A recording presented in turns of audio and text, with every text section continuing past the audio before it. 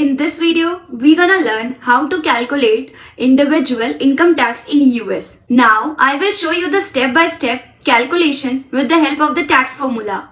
First, we will take the gross income. So in the gross income, what we have to take? Salary, business income, property on sale income, it's rental income and active income, and you can also include the passive incomes. Now this gross income is also called taxable gross income.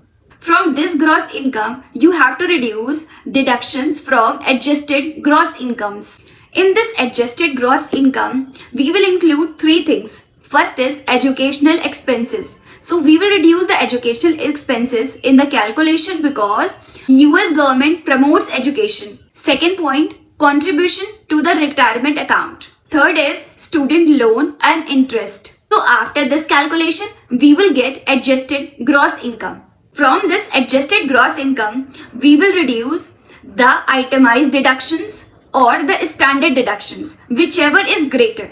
So itemized deductions is basically the list of expenditures, and standard deductions are basically which are like slabs, the slab rates, so that the limit is. Then we have to reduce qualified business income deductions.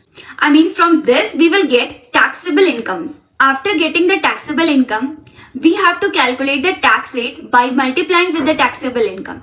From this, we will get gross income tax liability. After getting the gross income tax liability, we have to reduce the tax credits. Let's see what we will include in the tax credit. First is refundable. Second is adjustable. Third is partial refundable. So after doing this such a long calculation, we will get tax due. So I hope you will understood the tax formula.